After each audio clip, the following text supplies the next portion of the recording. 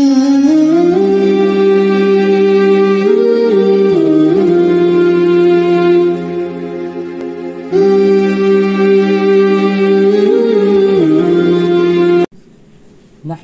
ونصلي على رسوله الكريم أما بعد فأعوذ بالله من الشيطان الرجيم بسم الله الرحمن الرحيم فقد قال الله تبارك وتعالى في كلامه المجيد والفرقان الحميد النبي أولى بالمؤمنين من أنفسهم وأزواجه أمهات المؤمنين وقال لقد كان لكم في رسول الله أسوة حسنة أو كما قال عليه الصلاة والتسليم صدق الله مولانا العظيم وصدق رسوله النبي الكريم ونحن على ذلك من الشاهدين والشاكرين والحمد لله رب العالمين. محترم و مکرم سامعین کرام، عزت مآب بزرگوں، بھائیوں اور دوستوں، السلام علیکم ورحمۃ اللہ وبرکاتہ۔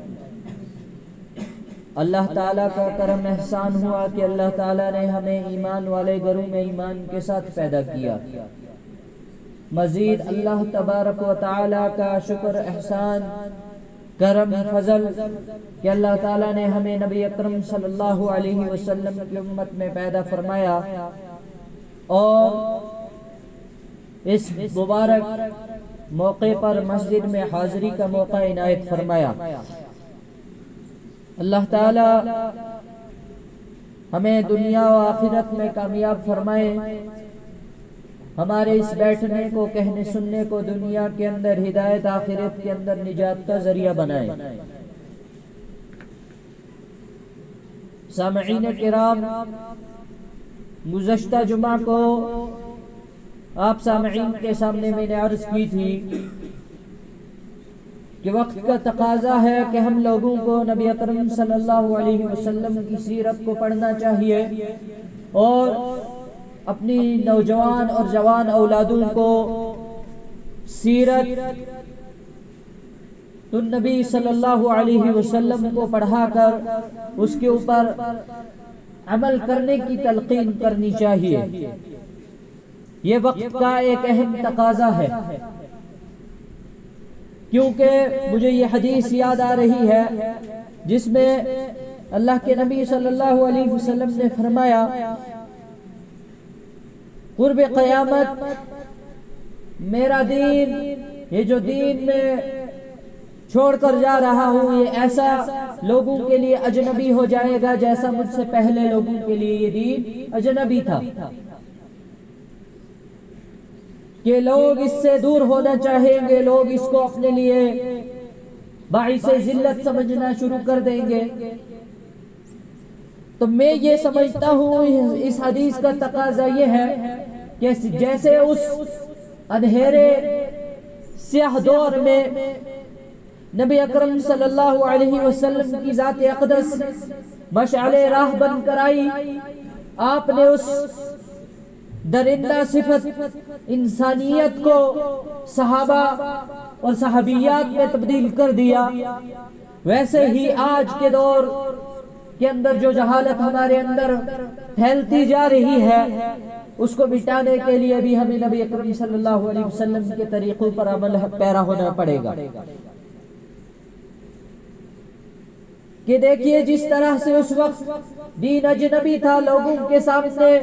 دین کی بات رکھی جاتی تو آرگومنٹ کرتے، آگے سے ہزاروں حجتیں پیش کرتے، دلیلیں پیش کرتے کہ کیسے تمہارے دین کو تسلیم کر لے جبکہ تمہارا دین یہ کہتا ہے جو انسانیت کی عقلوں کے خلاف ہے۔ آج بھی ہمارے نوجوانوں کے اندر دین سے دوری کی جو بڑی وجہ ہے وہ یہی ہے کہ ان کے اندر دین کے متعلق بالکل بھی کسی قسم کا علم نہیں رہا۔ جب ان کے سامنے کوئی دین کی بات کہی جاتی ہے، علم کی بات کہی جاتی ہے، چونکہ وہ اس دین سے، اس علم سے ناآشنا ہے، وہ کہتے ہیں ہم اس کو کیسے تسلیم کر لیں۔ کیونکہ اس زمانے میں تو لوگوں کے پاس جہالت بھری دلیلیں تھی. آج کا یہ زمانہ ٹیکنالوجی اور ترقی والا زمانہ ہے. نوجوانوں کے پاس الٹرنیٹو بہت ساری حجتیں دلیلیں ہوتی ہیں ٹیکنالوجی کے اعتبار سے, ترقی یافتہ معاشرے کے اعتبار سے. تو جس طرح نبی علیہ السلام نے اس دور کے اندر ان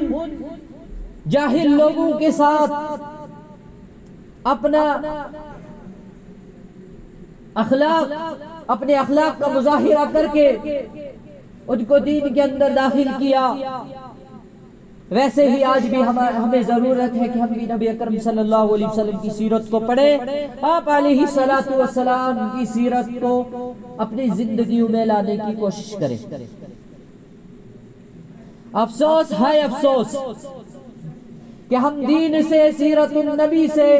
کس قدر ناواقف ہیں, کس قدر ناواقف ہیں کہ نبی علیہ السلام کی شان میں, آپ کی ازواج مطہرات کی شان میں, آپ کے صحابہ کی شان میں گستاخیاں کی جاتی رہی ہے, اور ہم حجتیں اور دلیلیں مانگنے میں لگے ہوئے ہیں. ہم حجتوں اور دلیلوں کے پیچھے لگے ہوئے ہیں کہ آیا مد مقابل جو بات کہہ رہا ہے, جو گستاخی کر رہا ہے نبی اکرم صلی اللہ علیہ وسلم کی شان میں, آپ کی ازواج مطہرات کی شان میں, کیا ایسا نہیں ہے کہ وہ صحیح نہ ہو سکتا ہے وہ بھی صحیح ہو, وہ بات صحیح کہہ رہا ہو. اس جاہلیت میں ہم حجتیں اور دلیلیں مانگنے کی کوشش کرتے ہیں. پچھلے جمعہ کو میں نے کچھ چیزیں عرض کی تھی آپ سامعین کے سامنے,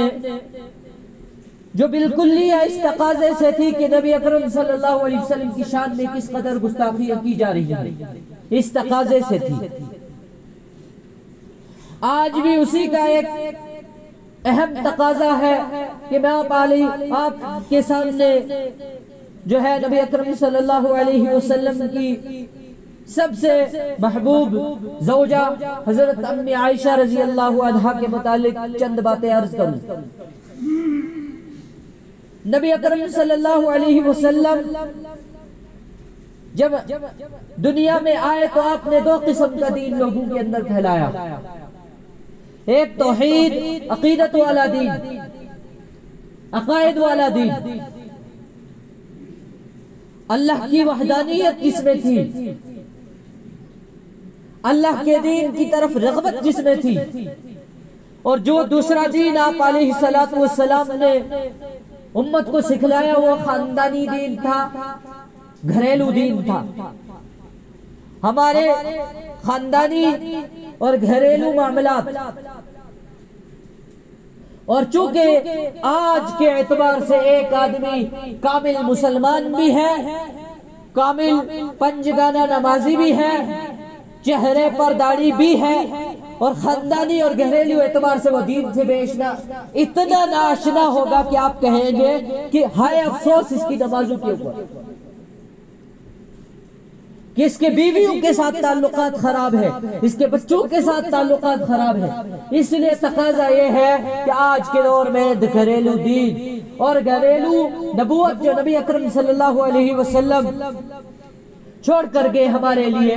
علم نبوت, اس کو سیکھا جائے, پڑھا جائے.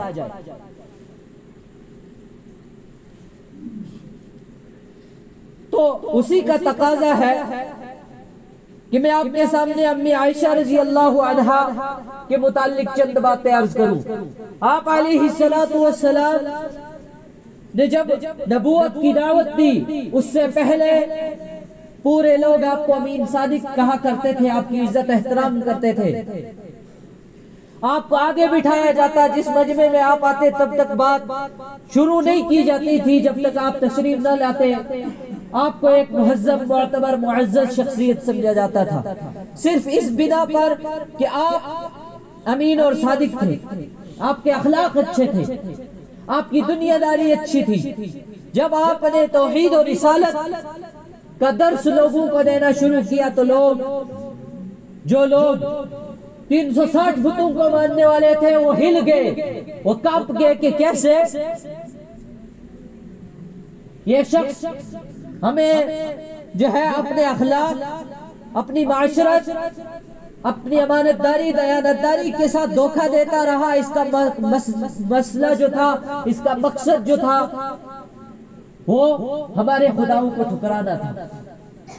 بہت سے لوگوں نے آپ کو تکلیفیں دینی شروع کی، ہر موقع پر آپ کے متعلق بہانہ ڈھونڈا جاتا کہ کس طرح آپ کو ذلیل کیا جائے۔ اس دور میں بھی مخالفین دین نے، مخالفین اسلام نے آپ علیہ السلام کی ازواج مطہرات کے متعلق بہانہ ڈھونڈ کر آپ کو نشانہ بنایا، آپ کی نبوت کو نشانہ بنایا۔ جیسے بعینہ ہی آج کے دور میں غیروں کے جانب سے نبی اکرم صلی اللہ علیہ وسلم کی اس پاکیزہ دین جو آپ علیہ السلام ہم تک چھوڑ کر گئے ہیں، اس کے اوپر نشانہ داغا جاتا ہے اور بہانہ بنایا جاتا ہے آپ کی گھریلو زندگی کو۔ آپ علیہ السلام نے اللہ تعالیٰ کے عین حکم کے مطابق یکے بعد دیگر 11 نکاح فرمائے۔ آپ کا پہلا نکاح جس کے اوپر ہمیں بہت زیادہ غور کرنا چاہیے کہ جہاں آج کا یہ بے دین معاشرہ امی عائشہ رضی اللہ عنہا کے اوپر جو ہے نشانے داغ رہا ہے، اس بے دین معاشرے کو یہ بھی جان لینا چاہیے کہ آپ کا نکاح، سب سے پہلا نکاح جو ہوا وہ آپ کا ایک ایسی عورت کے ساتھ ہوا جو 40 سال کی عورت تھی، جو پہلے سے جس کے 2 نکاح ہوئے تھے، بیوہ ہو چکی تھی، جس کے بچے تھے۔ نبی علیہ السلام کی ابھی نوجوان شباب والی عمر تھی، 25 سال کی عمر، تو آپ نے اس عورت سے نکاح کیا۔ حضرت خدیجہ الکبریٰ رضی اللہ عنہا کا دین میں جو حصہ ہے وہ اس وقت کے اعتبار سے دین کے اندر جیسے جسم کے اندر ریڑھ کی ہڈی، کہ آپ نے سب سے پہلے نبی اکرم صلی اللہ علیہ وسلم کی دعوت جو توحید کی دعوت تھی، رسالت کی دعوت تھی، اس کے اوپر لبیک کہا، اور نبی اکرم صلی اللہ علیہ وسلم کی عمر 54 سال تھی، آپ کا انتقال ہوا۔ آپ علیہ السلام کی جتنی اولاد ہے وہ تمام کی تمام خدیجہ الکبریٰ رضی اللہ عنہا سے تھی۔ آپ کے نکاح کے، آپ کے انتقال کے بعد نبی اکرم صلی اللہ علیہ وسلم افسردہ ہو گئے، بے چین رہنے لگے۔ اس بے چینی کو ایک عورت حضرت خولہ رضی اللہ عنہا نے بھانپ لیا، اور آپ نے حضرت خولہ رضی اللہ عنہا نے آپ کے پاس آ کر آپ سے فرمایا کہ یا رسول اللہ آپ نکاح فرما لے، آپ کی عمر ہے اور میں آپ کی بے چینی کو بھانپ رہی ہوں، آپ افسردہ رہ رہے ہیں، آپ نکاح کر لیں۔ نبی اکرم صلی اللہ علیہ وسلم کے سامنے 2 عورتوں کے نکاح کے پیغام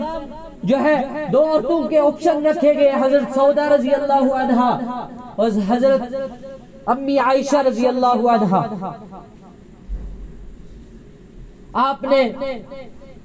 حضرت سودا رضی اللہ عنہا سے نکاح کر لیا،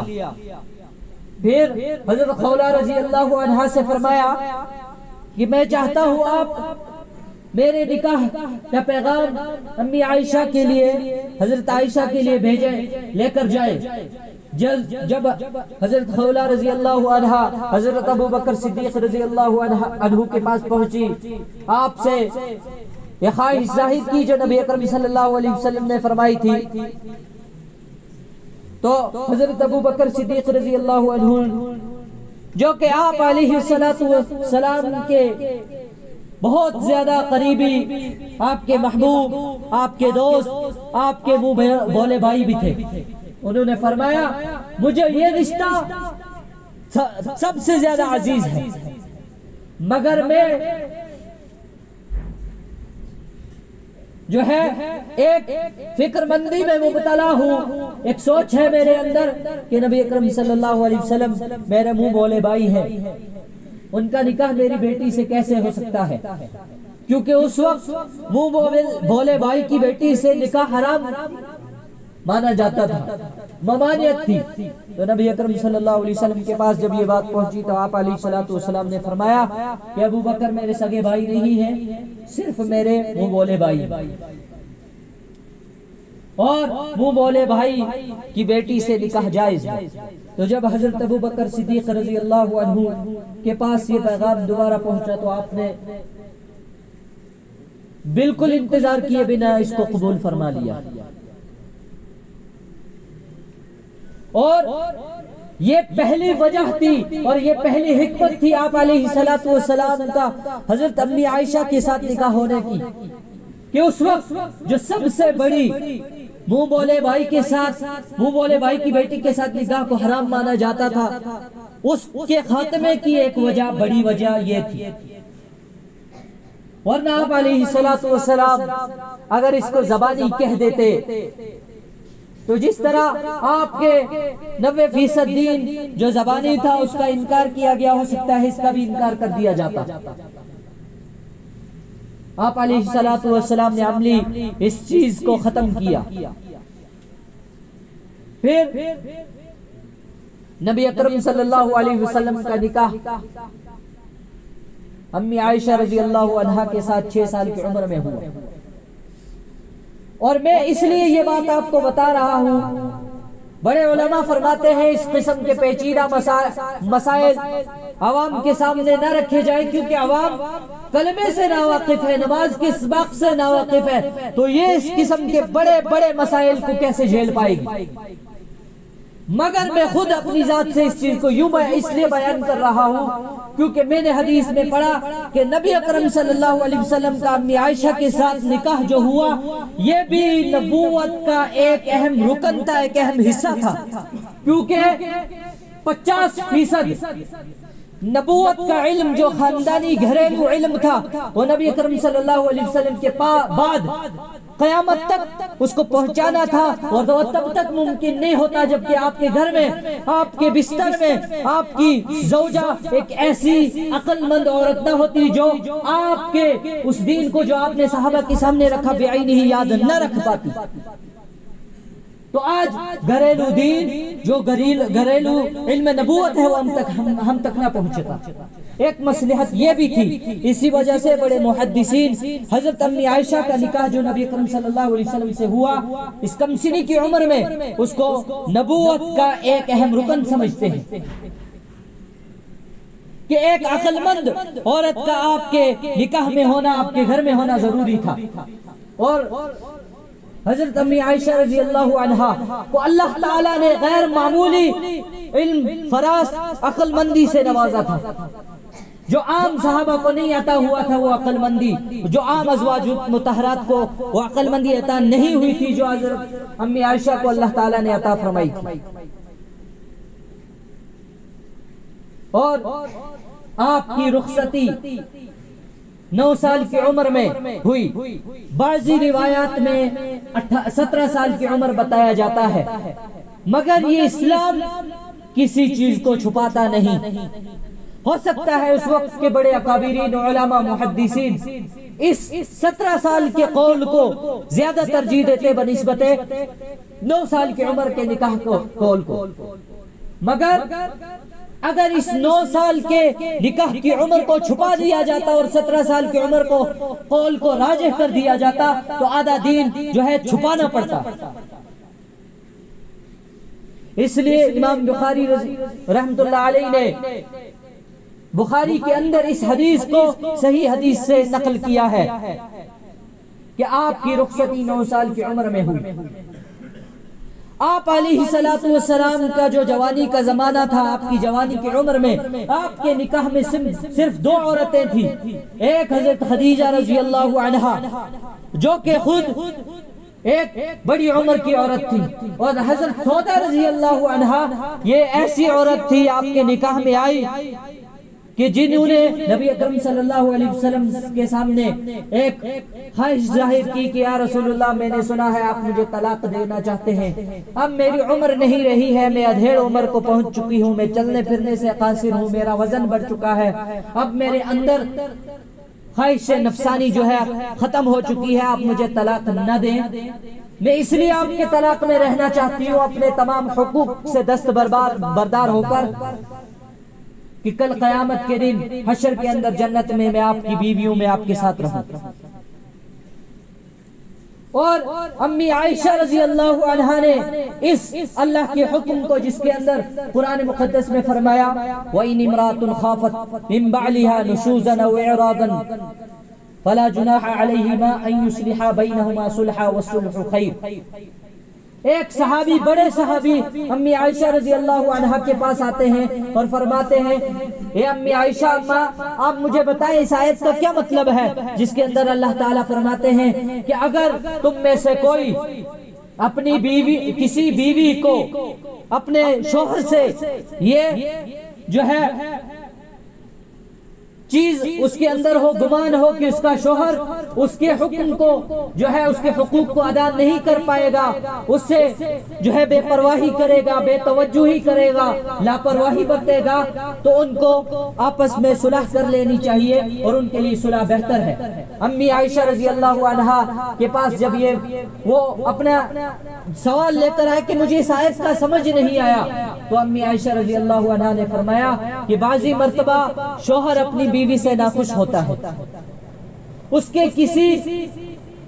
کی بہت ساری وجوہات ہو سکتی ہے، کوئی بھی وجہ ہو، چاہے وہ اس کی بیماری کی حالت ہو، جیسے بہت ساری عورتیں بچہ نہیں پیدا کر سکتی، آج کل جو ہے پھر وہ ٹیسٹ کرواتے ہیں، خاوند اپنی بیوی کا پتہ چلتا ہے کہ یہ بچہ پیدا نہیں کر سکتی، بانجھ عورت ہے، شوہر اس کو کہتا ہے میں تجھے طلاق دے دوں گا، اور بیوی اس سے کہتی ہے میں اپنے حقوق تجھے معاف کرتی ہوں، بس مجھے طلاق نہ دے، باقی اپنے حقوق جتنے بھی ہیں میں تجھے معاف کرتی ہوں، چاہے مجھے تو حقوق میرے ادا کرے یا نہ ادا کرے۔ تو اس حکم کے مطابق اللہ تعالیٰ نے فرمایا کہ ان کو آپس میں صلح کر لینی چاہیے، طلاق نہ دے، باقی علیحدگی اختیار کر سکتے ہیں، گھر میں رہ کر آپس میں علیحدگی اختیار کر سکتے ہیں عورت کے کہنے کے مطابق۔ اور امی عائشہ رضی اللہ عنہا نے ان کو حکم اس کا جو ہے یہ سوال ان کا جو اعتراض تھا اس کو کیا کیا، ختم کیا۔ ایک اور صحابی، بڑے صحابی آئے امی عائشہ رضی اللہ عنہا کے پاس کہ مجھے سمجھ نہیں آتی ہے کہ اس آیت کا کیا مطلب ہے، وَإِنْ خِفْتُمْ أَلَّا تُقْسِطُوا فِي الْيَتَامَى فَانكِحُوا مَا طَابَ لَكُم مِّنَ النِّسَاءِ مَثْنَىٰ وَثُلَاثَ وَرُبَاعَ، کہ اگر تمہارے نکاح جو تمہیں یتیموں کی جو کفالت، یتیموں کے حق تلافی کا اندیشہ نہ ہو، تو تم کیا کرو کہ 2 نکاح بھی کر سکتے ہو، 3 نکاح بھی کر سکتے ہو اور 4 نکاح بھی کر سکتے ہو، جبکہ تمہارے اندر یہ وسعت ہو کہ تم تمام ان جو ہے زوجہ کے حقوق ادا کر سکو گے۔ تو مجھے سمجھ نہیں آ رہی ہے کہ یہاں ایک طرف نکاح کا جو حکم دیا گیا ہے، اس کا تعلق یتیمی کے ساتھ کیا ہے، یتیم کی کفالت کے ساتھ کیا ہے۔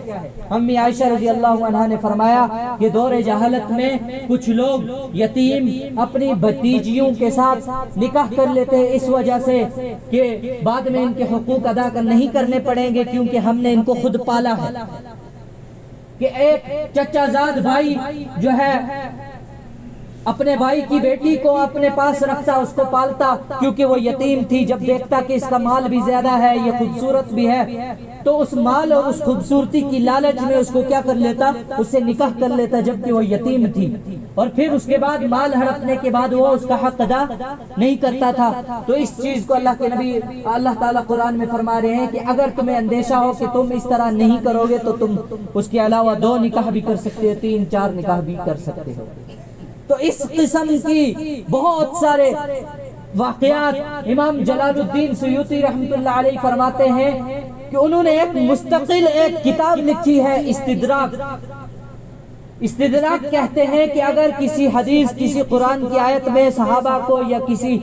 تابعی کو محدث کو مفسر کو جو ہے اختلاف اس کو سمجھ نہ آ رہی ہو تو اس کا جو اس کی سمجھ نہیں آ رہی ہے اس کا اشکال جو دور کیا جاتا ہے اس کو استدراک کہتے ہیں۔ تو امام جلال الدین سیوطی رحمۃ اللہ علیہ نے 320 روایتیں ایسی ذکر کی ہیں کہ بڑے بڑے صحابہ کے جو ہے استدراک امی عائشہ رضی اللہ عنہا نے اپنے علم سے دور کیے۔ ان میں حضرت ابو بکر صدیق اور تمام کے تمام خلفائے راشدین بھی تھے کہ آپ نے پورے خلفائے راشدین کے اعتراضات کو اپنے علم سے ختم کیا۔ یہ علم تب ہی امی عائشہ کے پاس تھا جب امی عائشہ کم سنی کی عمر میں 9 سال کی عمر میں آپ صلی اللہ علیہ وسلم کی نکاح میں آ گئی اور آپ صلی اللہ علیہ وسلم سے جو دین سیکھا بعینہ ہی صحابہ کے سامنے اس دین کو رکھا۔ اللہ تعالی ہمیں امی عائشہ رضی اللہ عنہا کی عقیدت ہمارے دلوں میں زندہ فرمائے، آپ کے دفاع، آپ کی ناموس کے دفاع میں ہمیں اپنی جان دینے کی توفیق عطا فرمائے، اپنی جانوں کو قربان کرنے کی توفیق عطا فرمائے۔ اس موضوع کو آگے بھی انشاءاللہ رکھا جائے گا تاکہ یہ موضوع مکمل ہو سکے جس کا حق ہے۔ اللہ تعالیٰ کہنے سننے سے زیادہ عمل کی توفیق عطا فرمائے۔ وآخر دعوانا الحمدللہ رب العالمین۔